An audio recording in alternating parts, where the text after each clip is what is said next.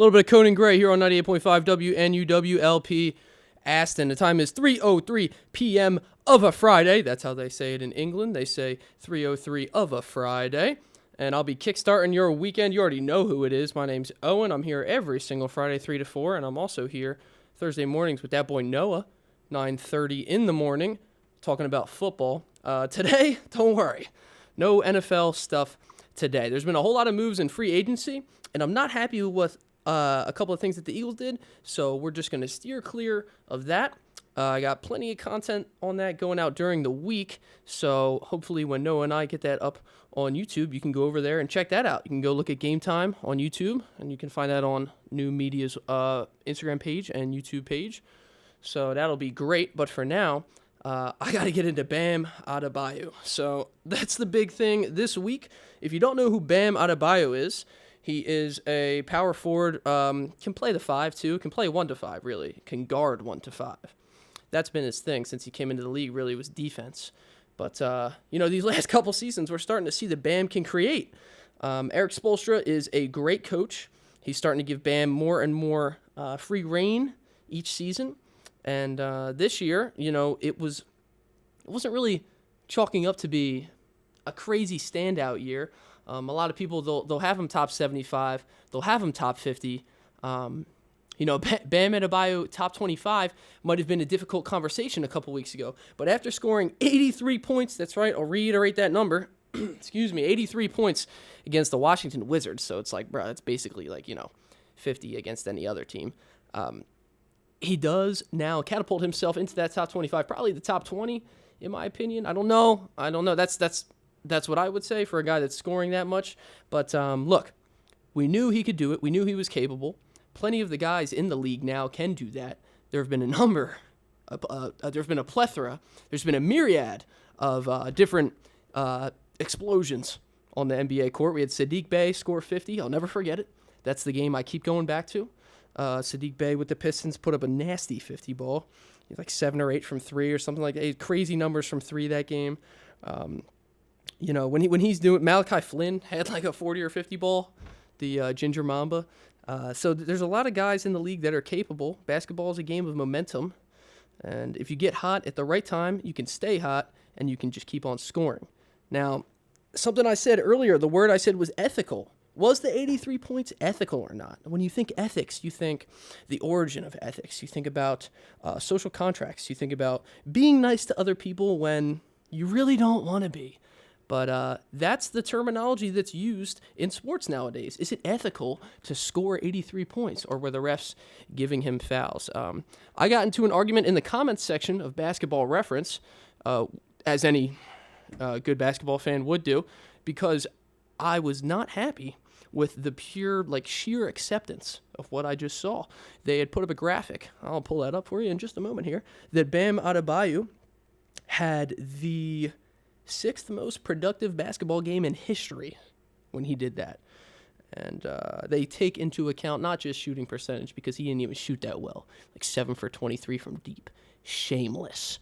Absolutely shameless, right? But they take into account rebounding, assists, they take into account double coverage, how many times are you having to get rid of the ball.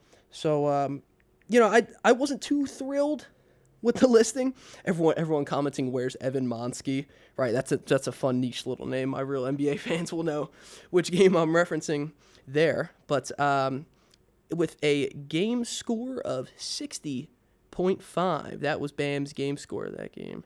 It puts him 6th all time. Now, these are the players in front of him. Michael Jordan, his 69-18 game. I don't think that was a playoff game, was it? No, it was not a playoff game. We were approaching the playoffs. But, absurd. 64.6 game score for Michael Jordan. He's first. Luka right below him, the 70-point triple-double. Kobe, the 81-point game. Joel Embiid, number 4, the 4th highest game score in NBA history. I know you guys remember that 70 ball. He shot it unbelievably. Everybody thought Wemby was the reincarnation of the next basketball god, and so Embiid put him in his place. And right above Bam Adebayo at number 5 is Donovan Mitchell, his 70-point game. I know everybody remembers that one. And Mitchell was extremely ethical. I mean, he was just shooting the rock and making everything. He wasn't foul baiting or nothing. But Bam Adebayo, 83 points the other night. Shot 43 free throws. 43 free throws. No, it ain't ethical. No, it's not. All right? That's my stance on it. That's why I was arguing. I'll pull up a couple of things that the people said. I said, it's just meaningless, this game score. I'm willing to bet that nobody else on this list got anywhere close to 43 attempts at the line. Somebody said, are you still crying? Free throws are a part of the game. It's so great that the regular average NBA consumer has just accepted the slop. Let's just watch free throws all game.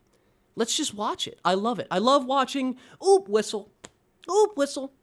And you know who doesn't get him? Tyrese Maxey doesn't get him. Maxey's been getting hacked since he came into the league, and it wasn't until this year that they started giving him free throws. And what happened?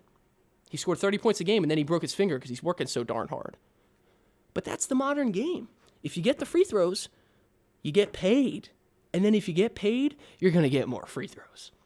And people are saying, stop crying. I'm allowed to cry if I want. I'm an emotional person. And I wasn't actually crying. I was just upset that the fact that this has become so accepted, just like the ball going off the rim. Don't even get me started. The ball going off of the rim. Now, it was about 2016, 2017 when they started to first grandfather this in. Okay? Somebody goes up for a layup, and it's going around the rim, and then they call the foul. It's not when the foul happens, they called it then. And then nowadays, you start to see, before we get to nowadays, before we get to the modern game, COVID. Oh, the Mickey Mouse ring, right? COVID, because everybody loved COVID basketball. TJ Warren. I'll take COVID TJ Warren over this 83 Bam Adebayo crap. TJ Warren, that's real hoops. Go find those clips. Why don't you? When we were watching COVID basketball and these players are playing in front of nobody, it's a lot more difficult to say, is this a true NBA environment? Are they getting the full effect? Can we attribute the same level of respect to the success that they had in the bubble? I don't know. But this is when they used this whole foul call thing to really ingrain it. Everybody's at home watching the game. There's nothing you can do. There's no fans. And nobody can say anything. So they started pushing it even further. And during COVID, this is when it made its way into the college game as well. Now you see college players taking a shot, and the ref waits to see if it goes in or if it comes down. Or if it comes down off the rim to call the foul. If you look at the game today, there are times when somebody will go up for a layup, it'll go off the backboard, it'll go off the rim. Somebody will pull it down and try and outlet it, and then they'll call the foul. What are we doing? What's even the point of having refs out there anymore? They may as well just call a foul while somebody's dribbling up the court because they feel like one's about to happen. And these kinds of things, this kind of behavior is accepted. I use the word grandfather. It's grandfathered in. It started about a decade ago, and it gets worse and worse and worse and worse, and they just keep making the calls worse and worse so that by the time there's like a crap call, just like so crapped, it changes the scope of the game, changes a team's outcome for the rest of the season, right? A team that works so hard, this is what's going to happen to the Pistons. It's going to come down to a call in a Game 7 against the Pistons because that's how it goes. You have to lose before you can get there, and they're a young team that hasn't quite made it yet. Cade's playing MVP caliber basketball, but they don't have a serious playoff series win yet. This is something that will happen to the Pistons. They keep the calls poor so that they can influence the outcome of the game. And I sound like a broken record saying this because if you're friends with me, you know that I've been saying this for years. But this is the truth, and this is the modern game. And when you comment on it on a post on Basketball Reference, which is supposed to be followed by real basketball fans, when in reality it's just a bunch of 12-year-olds because that's what NBA Twitter is. Nobody on NBA Twitter is above the age of 15. That's why I got off of it. X, NBA X. It's X now, formerly Twitter. Right? Everybody's so young and everybody's so used to this is the new game. They don't care. They just accept it. Shai Gilgeous-Alexander is an ethical MVP. I like watching him play basketball, right? I'm a good little consumer. I'm being a good little NBA consumer by saying that. And somebody the other day in the comments section, they came out, they said something about free throws, and I said, let me guess, Shai's your MVP too, right? Because, well, in the straw polls, it says Shai. It's going to be Shai based on the straw polls, which is, look that up. That's Bontemps. Tim Bontemps, number one reporter, number one insider, and he's funny for the NBA. He used to write for The Athletic also. He does a straw poll. He pulls straws. He figures out what all the other analysts and all the other people in the organizations around the league, the people that talk to the GMs and tell them decisions to make, he figures out who they think is going to be the MVP. And he goes around and he gathers information. He gathers it in December. He gathers it in February, and then he gathers it right before all the voting takes place. All the straw polls say it's Shea, and the more games that Jokic misses, the more it becomes Shea's. No! Somebody commented back at me, and I said, well, let me guess, Shea's your MVP. He said, yes, he just led he just led the Thunder past the Clippers or somebody. He just led them past a team with a depleted roster. Oklahoma City Thunder and depleted roster in the same sentence? Are you having a laugh? Do you know who Sam Presti is? Have you seen that team's makeup? I mean, it's too many people out there. They either don't watch enough of the game, because I can't use the excuse, oh, you don't watch ball, because sometimes they do watch it. They just don't take it in. They're not taking it in.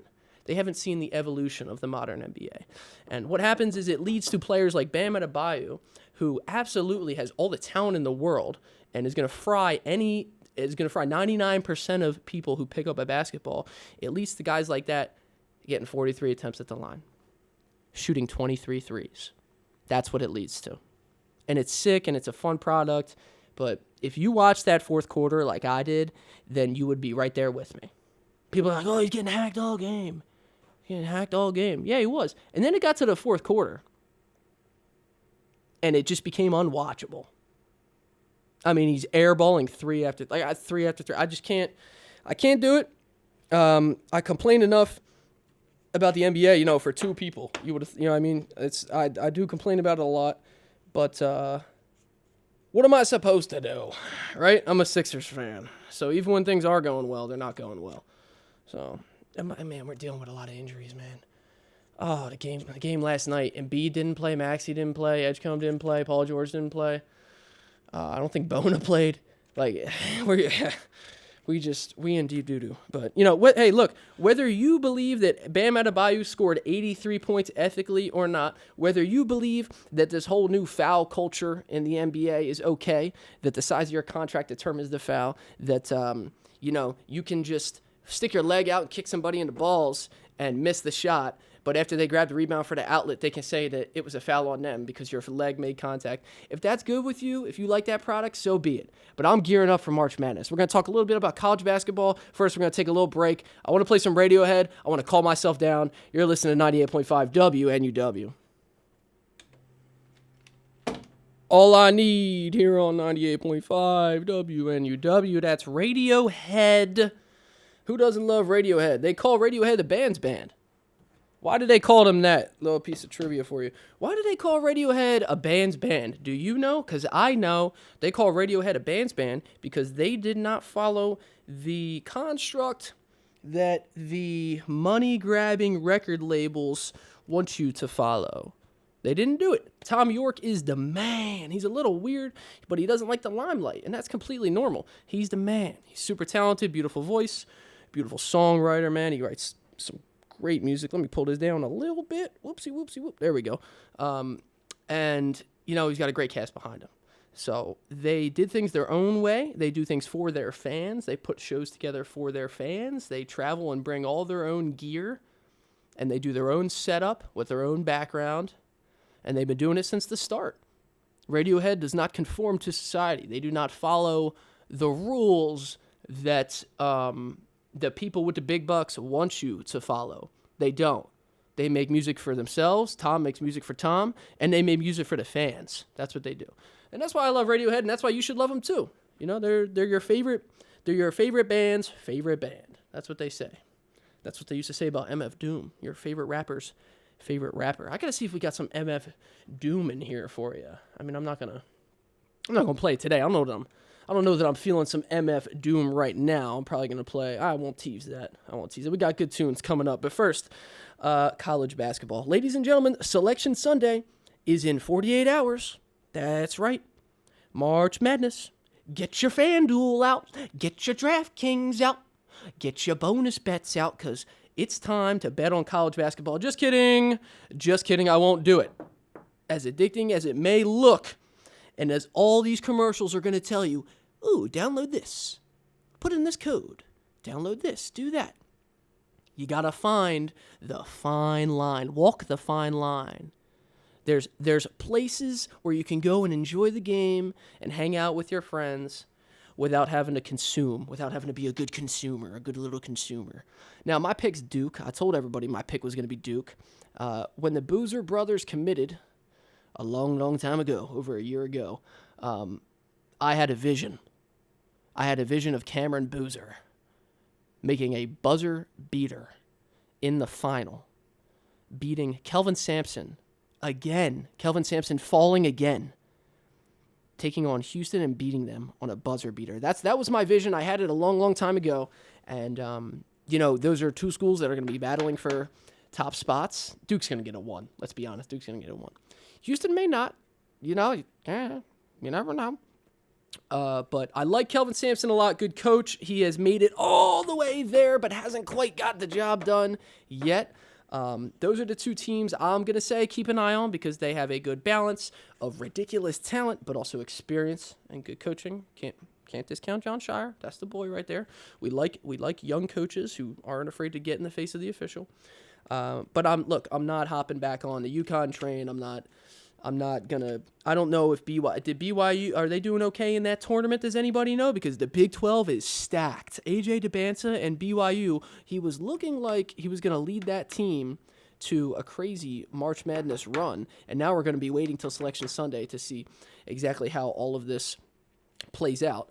But I don't know that Cameron Boozer should be going before Darren Peterson and AJ DeBanza, as good as I think he is. I think Boozer may have a longer career in the NBA than those two guys, but I do expect one of the lethal scorers, either Darren Peterson from Kansas. Kansas also has a really good team, so you want to keep an eye on them. But because he just has it, the scoring thing, the scoring gene, the Kobe thing. He just has it. He just gets off tough shots and makes them. Or AJ DeBanza. I mean, athletic freak. Is there not anything that this young man can't do on a basketball court? I remember seeing, I like to talk about my Ball's life experience. You're watching Ball is Life. That's how you know I'm well informed and actually know what I'm talking about, is I've been seeing these guys play since they were in middle school, because I was in middle school watching that. And sometimes you just know when a guy has it. AJ DeBanza has it. It's more than the scoring gene, too. It's athleticism, it's passing, it's defense. He makes some ridiculous stellar plays cleaning the glass. So, yeah, AJ DeBanza is a guy you want to watch out for. And another guy you want to watch out for coming up is Cohen Carr. Now, if this is a foreign name to you, if you were not familiar with Michigan State basketball, if you don't really watch the Spartans, then you probably don't know who Cohen Carr is. Michigan State has a very good basketball program historically, but they're not always top 3, top 4, top 5. When I think back to I was younger, 2015, 2016, right? 2017, they had a couple teams that were really, really, really good. They had some squads that made it all the way to the Final Four, but I don't think that this Michigan State team has any of that firepower on it. They're still a well-led program, but they're not going to pull off any crazy upsets. You just need to keep an eye on that high flyer, Cohen Carr. Now, the other Michigan team, blue and gold, baby, the Wolverines. This is a team that you're going to want to be looking out for. This is a team that could theoretically upset, even though these other schools I mentioned are going to be 1 and 2 seeds possibly, could upset Duke or Houston. Michigan's deep. They're a deep squad. They're very good this year. That's another team you maybe want to keep an eye on. Well coached too. But I mean, if it does come down to it, I'm saying Duke. I'm saying you got to stick with Duke. You got to roll with Duke. We have Selection Sunday, which means we'll have brackets being made for a new media coming up. Excuse me, and we'll be doing a special version of Game Time on Monday night, so you don't want to miss that.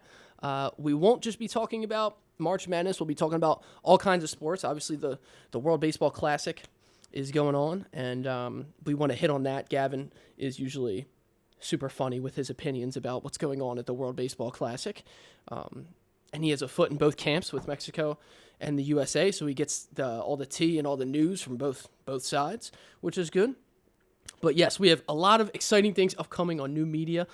We want you to fill out your brackets. Keep an eye on Selection Sunday. You want to pick Duke? Follow me. I won't steer you wrong. If they don't win it this year, something is seriously wrong with that program. Okay, I'm saying Duke, or if you want to go Houston, I like Houston as well. I don't like to necessarily give out advice and say, follow this blindly, but that's pretty good. That's pretty sound advice. That's nothing too crazy. This isn't some out of left field thing. I'm not saying to pick a bunch of upsets. I'm saying make sure you have one of those two teams in your Final Four. And if it's not one of those two, then just have fun with it. Pick a mascot you like, or pick you like the colors or something, because everybody gets so caught up on making the perfect bracket. And it's like, look, I just want to be right about the team that wins. I saw this team play all year long, and I thought they had everything that they needed in order to take that final step and be the number one team in the nation. When UConn did it, it was like, really? Is another team going to win? No, it's going to be UConn. You know what I mean? We were all on that train. We all felt that. We all knew. And that's fun. That's fun when you're on board with that, and you get to see that happen in real time.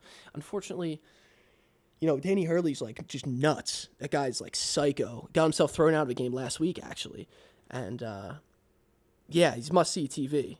I'm sure the news networks, I'm sure the TV networks and the sports networks love it when UConn is involved in some kind of controversy and some kind of upset. But it's contagious, the energy when a team makes a run like that. And I think Duke has all of the pieces to do so, like every single piece. Even when the going gets tough, you just stick it down there to that guy on the block.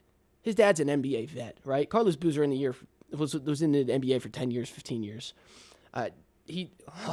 One of the first exercisers of the spray-on hairline, Carlos Boozer was. He was one of the first guys to put his head down and go up for a layup and come out of that missing hair. So that's fun. You guys can go find that.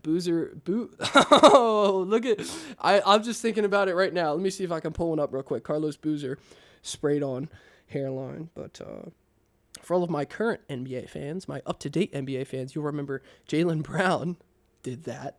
His hairline came off. And then released an ad like the next week for like some products. And he turned it into a marketing campaign, which is pretty cool. It's pretty smart. You got to be able to laugh at yourself a little bit. But this, oh my gosh, I forgot it was this bad. Hold on, wait. I'm showing the camera right now. Oh my gosh. It looks like somebody just painted him with a Sharpie. But yeah, that's the Booze, man. And his kids, his twin children, are at Duke University, and they're balling out. Cam's a lot better. Cam's the better twin. He got most of the genes. He must have been getting more of the nutrients from the umbilical cord in the womb. What the? All right. We are going to take a short break here on 98.5 WNUW, but don't go anywhere because we're moving away from college basketball. We're moving away from the Duke train. Okay, I'm done standing that team, and we are going to talk a little bit about the World Baseball Classic because for some reason the U.S. just lost. Cherry Colored Funk. That's going to be Cockatoo Twins here on 98.5 WNUW every Thursday at 2:30. Lock into Above the Rim with Chandler, Ryan, and Jalen. They're going to be breaking down the biggest games, the boldest storylines. They did a bit on Bam yesterday. And the brightest stars in the NBA. Tune in as they're taking you above the rim on 98.5 WNUW.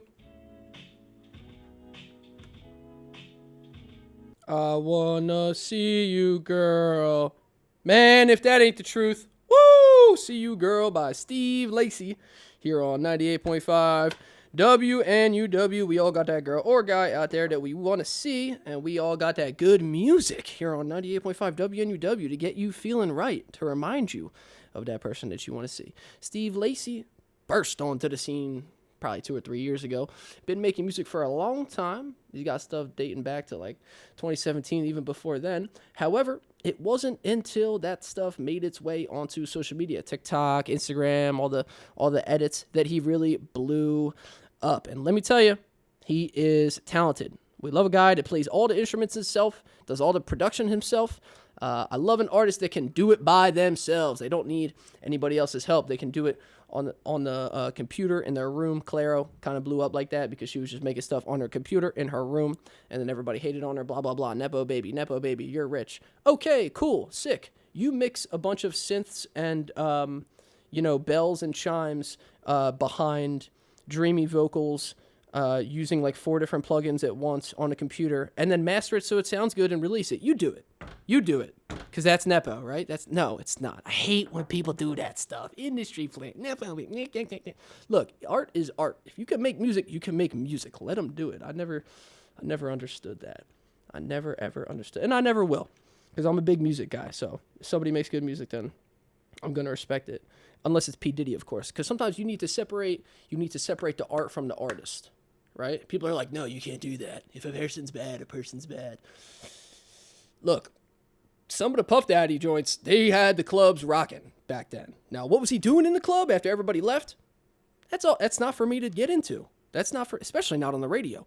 But music is music, right? That's where we'll end that spiel. Holy cow. Thank gosh, I got that train back on the tracks. I left you talking about the World Baseball Classic, and I'm going to return talking about the World Baseball Classic. The USA fell to Italy on Tuesday, March 10th. We lost 8-6. Michael Lorenzen got the win.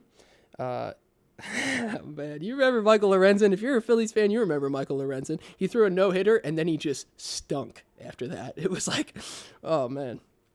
Pure vibes no-hitter. We did have 2 errors in that game. We had more hits, but we had 2 errors in that game, which were costly. And, Coach DeRosa said that he was trying to find a way to fire the guys up to get them to win that game. However, he did reveal that he knew that they didn't need that game. By revealing that, you basically accepted defeat.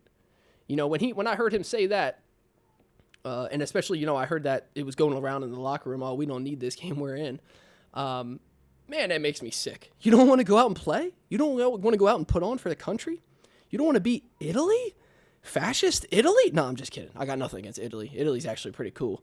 But, they have a ton of MLB players on that team that you have to play against during the regular season. You don't want to go mash those guys? I don't know. I guess not.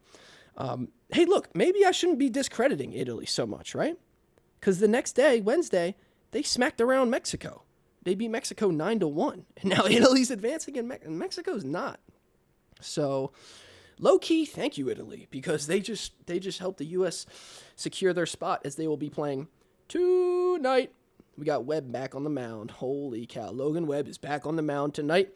We are playing Canada in Canada at 8 p.m. You can watch it on Fox if you're really interested. I know before that, we're going to have a pretty sick one.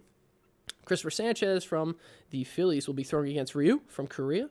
It's going to be the DR against Korea. 6:30 p.m. Eastern Time. That one's going to be on FS2. Now, I don't know what the heck is going on here. Christopher Sanchez, 20 ERA? I guess he got smoked the last time he was out on the mound for DR. Must have been getting hit around all over the place. 20 ERA. I mean, that's foreign to me. You got to move that decimal point over. 2.02. That sounds like the Christopher Sanchez I know. That ain't right. So please, please, please, tune in for USA. We need the support. I don't know that these guys really want to play. They don't have the same firepower that hockey squad had. They don't have the same go get 'em. It's more like, attaboy, and they smack you on the butt. It's like, great job, man. We want some seeds. I love baseball culture, but at the same time, sometimes I feel like they're not going hard enough. Maybe it's because I'm a Phillies fan and Rob Thompson's like a player manager. He's like a ha-ha, happy-go-lucky, we're the vibes team. But I feel like sometimes you got to be more like the Diamondbacks that beat us, a couple years ago. You got to play small ball, play dirty, smack a team in the mouth. You know what I mean? And then when your back's against the wall, make a good play. Have a guy like Corbin Carroll make a diving catch.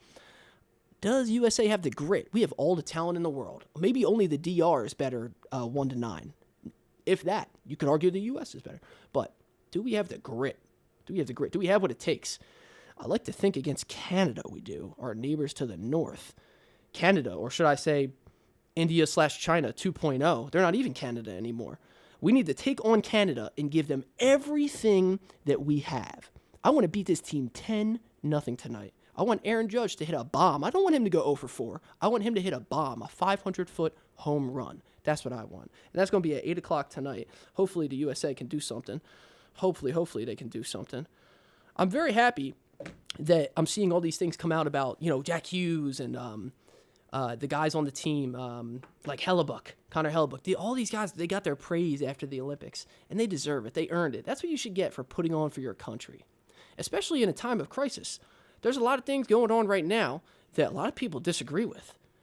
Some of it, myself included. However, were those players thinking about that? No. They put on the jersey, they laced up the boots, they put the gloves on, they put the tape around the stick, and they smashed Canada in the mouth. Jack Hughes lost a tooth for that. And that's how you got to play. If you're going to suit up for USA, that's how you have to play. Like the Miracle guys when we beat Russia. That's how you have to play. We should be taking that attitude into each and every sport. It shouldn't just be on the ice. How come hockey are the tough guys? How come hockey are the guys that play hurt? There's load management in the NBA. Ugh, load management. What is that? Even in the NFL, they're talking about there being load management. Guys sitting out because they don't want to get hurt, or guys sitting out because they don't want to get their contract. You don't see that in the NHL. You do see it in baseball sometimes. Sometimes, these pitchers, they extra day of rest, Take him out an inning early. Save the arm. No. Justin Verlander used to be out there for 9 innings, throw in 115 pitches, and pitch 116 was 99 miles an hour. We don't have that anymore. We could have it with Paul Skeens. I hope that Paul Skeens is the reincarnation. I hope that he continues what DeGrom started. Guys are too soft now. They don't make it. Don't attribute the word soft with DeGrom in that sense. A lot of guys in top tier sports, they're willing to take a game off to respect their body, to kind of, relax. Oh, that hurt yesterday. Oh, I don't want to play the next day. That's not DeGrom. That's not what I was saying there. DeGrom is so big and so lanky and throws so hard that he has to get hurt. A human built like that is built for pitching, but they're not built to pitch forever. You know what I mean? You can only get so much out of that guy. You can only get that prime that he had, those couple years. Jacob DeGrom, he was a freak, dude. So I'm hoping that Paul Skeens can continue what this guy started, can continue what Nolan Ryan started way back then, and then Verlander carried on, and Ryan and Randy Johnson, and then Verlander, and then DeGrom, and now we have Skeens, like a big fella that can throw hard, but can do it the whole game. Show the dog, show the grit. You know what I mean? That's what I want to see. That's what I want to see from Paul Skeens. Hopefully, we're able to continue that kind of mindset. He seems to be the only guy on that squad that has that, FU mindset. Tariq Skubal. Noah and I were talking about it last week. Tariq Skubal, is he nursing an injury? Is that what he's doing? He's load managing? I don't know. He's not pitching. That's what he's doing. He's not pitching. And I think he's better than Skeens when he plays. So, yeah, that's just how I see it. That's how I'm calling it. But we're going to move away from the World Baseball Classic. Like I said, USA tonight. Tune in, 8 p.m. I won't be watching it. I'll be on Gavin's game show, talking about music. Man, am I excited for that.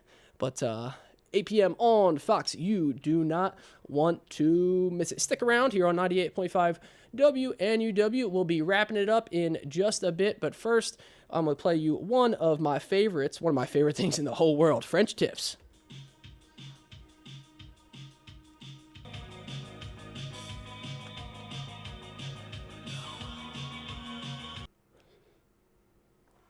That's the French police right there. They're playing French tips here on 98.5 WNUW. What other radio station is going to give you that disassociation music like that? Huh? When you're walking through the hallways with your headphones on, mogging everybody, that's that song right there. That's that kind of music. Where else are you going to find that? Only here on 98.5 WNUWLP Aston. That's right. I'll tell you what, that's one of my favorite genres of music is that what do you even call that? Spaced out? Right, it's heavy bass line in the background. Usually that's the formation for if I like a song or not. But many different elements and components to that song, and they're speaking in French the whole time. They're not even talking English. That's the best part, is I can only understand half the things that they're saying, and it still sounds absolutely amazing. That's the beauty of music. That's the beauty of art. That's what I was saying earlier. You don't have to be too rich or too poor to make it. You just got to try hard. That's all you got to do. And that's pretty much the theme in life. If you're not trying, then what are you doing? A lot of people, they get worried because they're not trying hard enough. You're not applying yourself. And think about it. If you're having a relationship and it's not going well, you just got to focus on, am I doing everything that I can? Am I doing the most that I can? Am I putting out? And if you're not receiving, then yeah, done and dusted. Get out of there. But sometimes people aren't trying hard enough. They don't care enough. I see that a lot. I see the AI is just like, it forces people to not try. It's learned ignorance. I heard that term one time. I believe it was my sister that first said that term. I think that's the first time I heard that, when I was having a conversation with my sister, and she was like, yeah, it's called learned ignorance. I think that's the first place I heard that, but not that significant. It doesn't really matter where I heard it first. I'm just trying to make sure she gets the respect that she's due. Learned ignorance. That's the takeaway from today. Remember that one. It kind of ties into the basketball talk I was talking about earlier. You know, it's kind of like a nice wrap up, a full circle moment. Is people, they get into this mood, they get into this swing of things where they're not trying, they don't care enough. And then when you're not trying, when you don't care enough, that becomes a habit. In school, if you're like in the back of the classroom and the teacher's explaining something to you, and the teacher asks, oh, does everybody understand that? And it's like 8 kids in the back that aren't even paying attention, and they don't raise their hand, and the teacher's like, oh yeah, like everybody, okay, let's move on, everybody understands that. Nope. It's learned ignorance right there. They weren't listening. They weren't paying attention, but they're told that it's okay to keep not listening, to keep not paying attention. And that just turns into a vicious cycle. Things get out of hand very, very quickly, very quickly. We got to squash it young. You got to start it young. It starts with the teachers, man. Teachers get too much flack. You get too much hate. My mom was a teacher at the school district of Philadelphia. That was not easy, learning technology and then having to teach it to other people. She was a tech teacher. Got to respect those people. They got a lot on their plate. You're trying to make sure that the next generation understands what they're going to do so they can be successful, so they're not ignorant. You know what I mean? So when they come across a problem, they know how to solve it. They don't know, oh, it's okay to just leave it. That's not what you want. You don't want them to come, when you come across a roadblock, go around it. No. Don't go around it. Break it down and go through it. That's how you deal with that. If you go around it, then you got to go off the road. Now you're driving into a ditch on the grass and stuff. You might not be able to make it on the road. You might mess up your car. Unless you have like a Land Runner or what's the really good 4Runner? Yeah, unless you have one of them. You'll probably be okay if you have a Toyota, but if you have a Toyota, the analogy probably doesn't work as well. But you get the point I'm making. Learned ignorance is not good. AI is not good. People are saying that Claude or whatever, Claude, look that up. The company's Anthropic. They're doing this new AI thing with Claude. They had a commercial during the Super Bowl that boosted their stock, right? It did pretty well for them, that commercial. Super Bowl commercials can really make or break you. But I know we remember Kanye's. He just filmed himself. Yo, they told me I have to do a commercial for the Super Bowl. What a legend, man. And Kanye, what a legend. Anyway, with Anthropic's Claude, they're saying this thing is sentient. They're saying this thing is conscious. It's conscious? How? It's a machine. This is the stuff that they're feeding you. They want you to believe that a machine is now conscious like a human. They want you to believe that a bunch of ones and zeros are a human. Oh, just trust that. Just text that. Just answer to that. Ask that the question. Learned ignorance. You're no longer getting your answer from a human being, from a reliable source. It's pulling from everything that it knows and formulating a human-like response. You don't want a human-like response. Look at the stuff that it's pulling from. Who wrote that? A human wrote that. There you go. AI bad. I'm not good. I'm not an AI guy. I don't really like the AI stuff. It kind of missed me. You know, Shane Gillis has that joke about the disability stuff. He's like, oh, it nicked me. It barely caught me.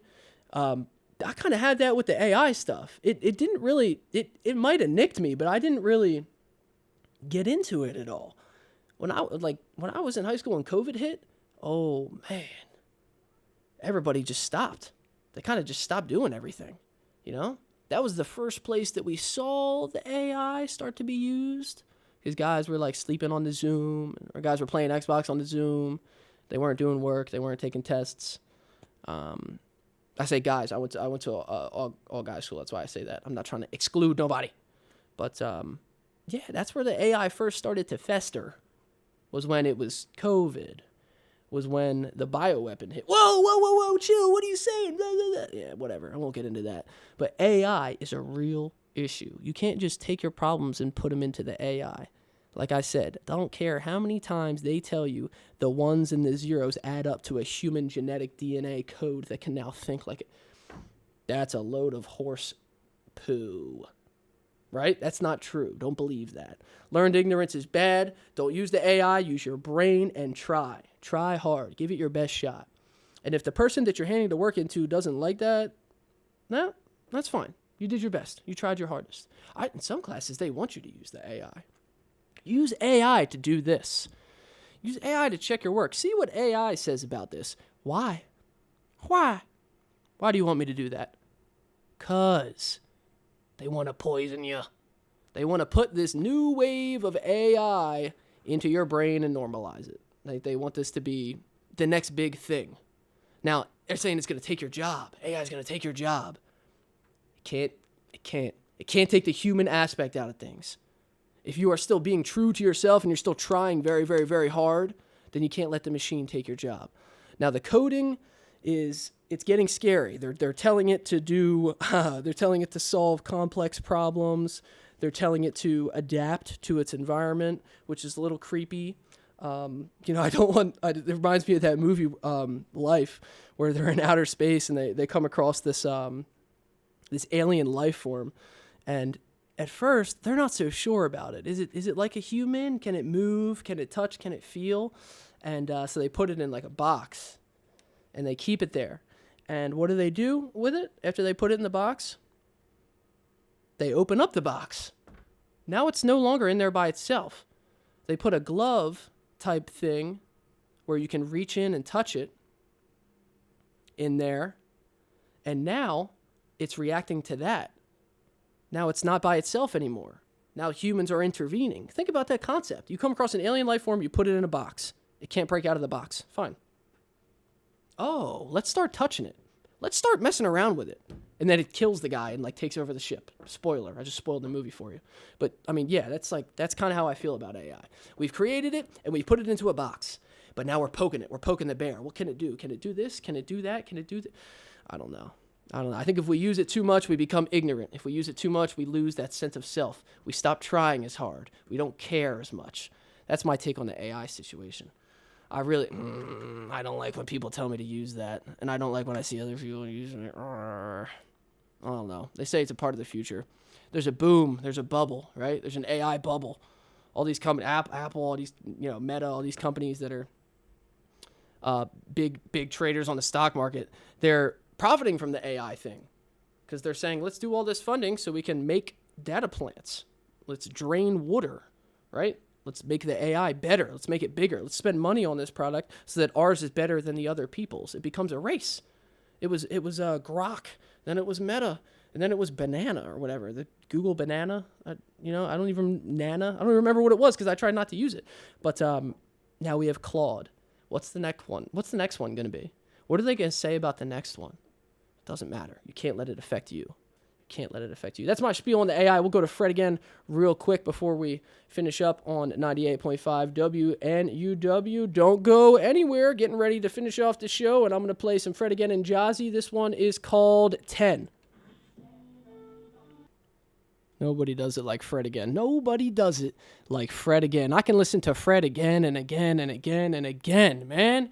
He's really got it like that. That's my favorite house artist, and he's here on 98.5 WNUW. Thank you for listening. Went a little crazy today. That's why I go a little crazy every week. That's my thing. I have to. Got to separate yourself, right? Thank you for tuning in. 3 to 4 every Friday I'll be here. Sometimes Rel likes to stop by. We'll chop it up about the NBA, pop culture, whatever is on his mind. But also, I'm here 9:30 in the morning on Thursdays with Noah. We talk about the NFL and other things in the sports world. You can see probably more of me, more of Noah on new media. Also, check out One Tooth Sports. Go on the YouTube as well as the Instagram. We're going to be putting more content on there coming up. There's a lot going on in the sports world to cover, so somebody's got to cover it, right? Why not a guy that's missing teeth? We're going to finish it off here with some Robin S. taking it from Fred again a couple of years ago all the way back to the 80s and 90s, but still that same kind of club sound. Let's get lit. Hope everybody enjoys your weekend.